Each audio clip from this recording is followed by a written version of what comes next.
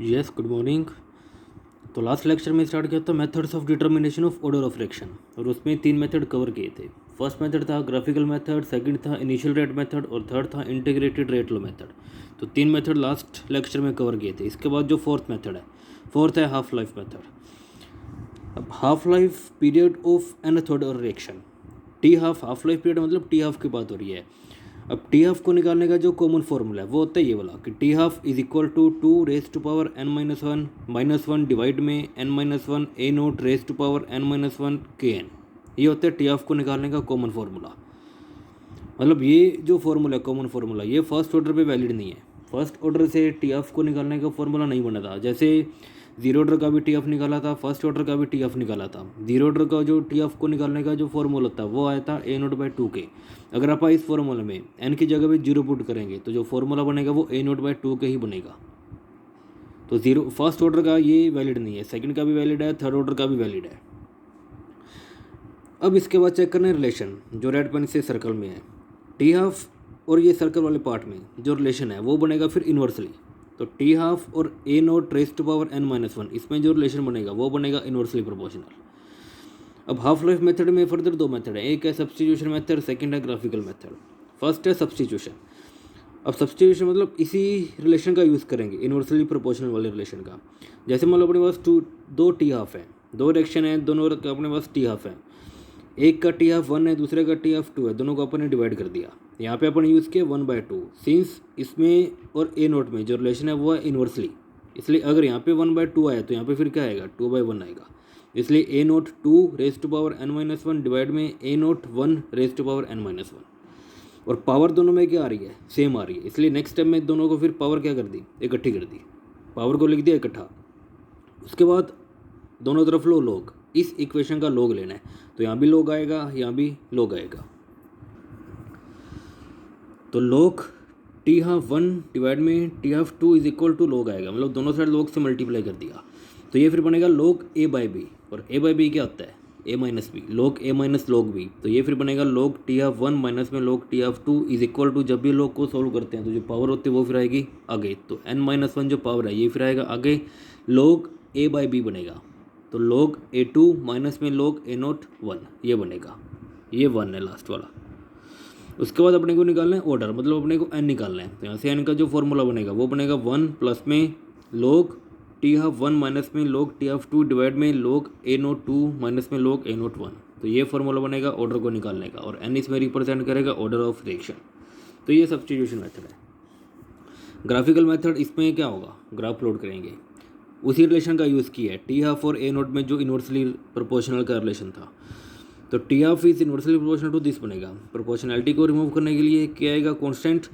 तो फर्स्ट करते हैं फॉर जीरो ऑर्डर रिएक्शन के लिए। अब जीरो ऑर्डर के लिए एन की वैल्यू क्या पुट करेंगे, यहाँ पे जीरो। अगर एन की वैल्यू यहाँ पे जीरो पुट करेंगे तो जीरो माइनस में 1, यहाँ पे फिर क्या बनेगा 1 डिवाइड में ए नोट 0-1, तो ए नोट -1 बचेगा। अगर ए नोट -1 जब ऊपर जाएगा तो ये फिर सिंपल बन जाएगा। तो ये रिलेशन बनेगा, इसमें जीरो पुट करके देखना तो यही बनेगा। अपलोड करना है graph between T half and A note. तो टी हाफ और ए नोट में रिलेशन क्या आ रहा है डायरेक्टली, तो ये फिर ग्राफ का जाएगा स्ट्रेट लाइन। उसके बाद second for first order reaction. अब फर्स्ट ऑर्डर के लिए इस फॉर्मूला में एन की जगह पे 1 पुट करेंगे। अगर आप यहाँ पे एन 1 पुट करेंगे तो 1 - 1 जीरो हो जाएगा, 1 - 1 जीरो, मतलब A note raise to power zero आएगा, और A note raise to power zero क्या बनेगा 1 बनेगा। तो 1 डिवाइड में 1 1 ही आएगा। तो T half is equal to क्या बनेगा के। तो यहाँ पे 1 पुट करके देखना तो यही बनेगा। अब ग्राफ प्लॉट करना है between T half versus A note. अब टी हाफ ए नोट पे डिपेंड नहीं कर रहा है, इसलिए ग्राफ का जाएगा स्ट्रेट लाइन। अगर ग्राफ जा रहा है स्ट्रेट लाइन, सॉरी पैरेलल जा रहा है, तो ये फिर फर्स्ट ऑर्डर रिएक्शन है। सेकंड ऑर्डर वैसे सिलेबस में नहीं है बट ग्राफ प्लॉट किया हुआ है। अगर यहाँ पे सेकंड ऑर्डर के लिए एन की जगह पे क्या पुट करेंगे 2, तो यहाँ पे पुट करेंगे एन की जगह पे 2। तो यहाँ पे N is equal to 2 put करेंगे। तो 2 माइनस में 1 क्या बनेगा 1 बाई ए नोट ये बनेगा। और इसमें टी हाफ और टी हाफ और 1 बाई ए नोट में ग्राफ प्लॉट करेंगे। अब टी हाफ और 1 बाई ए नोट में जो रिलेशन है वो डायरेक्टली है, बट टी हाफ और ए नोट में इन्वर्सली बनेगा, बट टी हाफ और 1 बाई ए नोट में डायरेक्टली, इसलिए जो ग्राफ जाएगा वो स्ट्रेट लाइन। तो ये मेथड था हाफ लाइफ मेथड। इसके बाद जो नेक्स्ट है Ostwald isolation method, fifth method है ओस्टवाल्ड आइसोलेशन मेथड। और इस मेथड का यूज़ अपन तभी करते हैं जब रिएक्शन में काफ़ी सारे होते हैं रिएक्टेंट। अब इसमें करते क्या हैं, इसमें क्या करते हैं कि जितने भी रिएक्टेंट है उन सभी को लेते हैं लार्ज अमाउंट में एक्सेप्ट वन, मतलब एक को लेते हैं स्मॉल अमाउंट में। मान लो अपने पास रिएक्शन में 3 रिएक्टेंट है, तीनों में से एक को लेते हैं स्मॉल अमाउंट में, बाकी दोनों को लेंगे लार्ज अमाउंट में। और जो रिएक्शन का रेट होता है वो डिपेंड करेगा जिसकी अमाउंट कम है। तो ये इस मेथड का प्रिंसिपल है।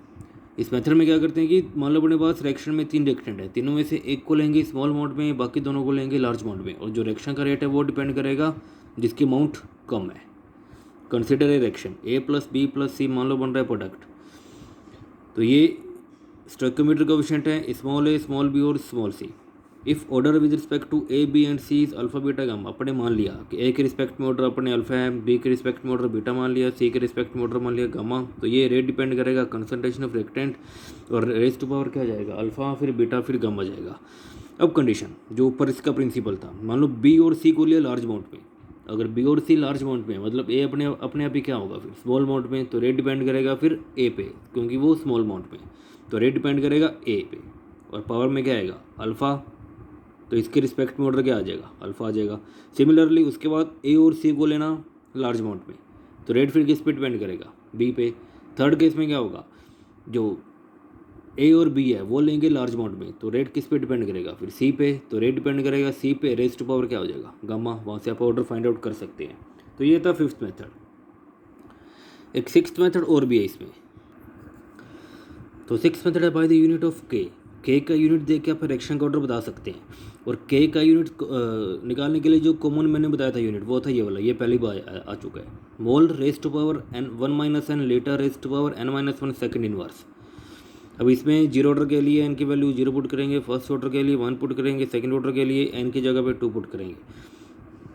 अगर मान लो यूनिट है K का मोल पर लीटर पर सेकंड, मतलब रिएक्शन का ऑर्डर क्या है 0। अगर यूनिट है K का सेकंड इनवर्स, मतलब रिएक्शन का ऑर्डर क्या है फर्स्ट। अगर यूनिट है mole inverse litre second inverse, तो रिएक्शन का ऑर्डर क्या है सेकंड। सिमिलरली थर्ड ऑर्डर बनेगा।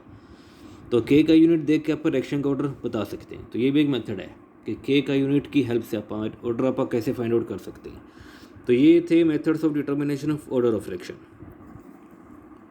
तो नेक्स्ट है सूडो फर्स्ट ऑर्डर रिएक्शन, और ये इंपॉर्टेंट है। सूडो मतलब जो रियल में ना हो, या बोल सकते हैं फॉल्स। अब सूडो फर्स्ट ऑर्डर रिएक्शन वो होती हैं जो रियल में फर्स्ट ऑर्डर की रिएक्शन नहीं होती। ये जो रिएक्शन रियल में फर्स्ट ऑर्डर की रिएक्शन नहीं होती, बट कुछ कंडीशन लगाने के बाद वो फर्स्ट ऑर्डर की रिएक्शन बन जाती है।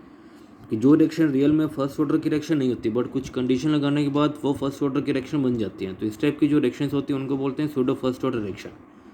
अब इसकी डेफिनेशन कि reactions which are not truly of first order reaction but under certain conditions they become reactions of first order. मतलब जो रियल में फर्स्ट ऑर्डर की रिएक्शंस नहीं होती, बट कुछ कंडीशन लगाने के बाद वो फर्स्ट ऑर्डर की रिएक्शन बन जाती है, are called pseudo first order reactions. कि reactions which are not truly of first order reactions but reactions which are not truly of first order but under certain conditions they become reactions of first order are called pseudo first order reactions।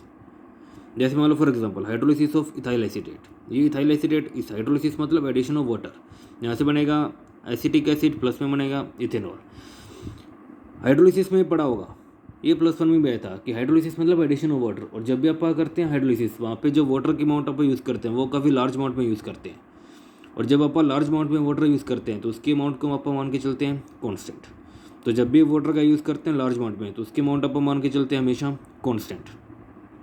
अब जैसे मान लो आप constant ही क्यों मान के चलते हैं, जैसे मान लो फॉर एग्जांपल एक समुंदर है, अगर आप समुद्र में से कुछ वाटर बाहर निकाल लें तो जो वाटर समुद्र के अंदर प्रेजेंट है तो क्या उसकी अमाउंट में कोई चेंज आएगा।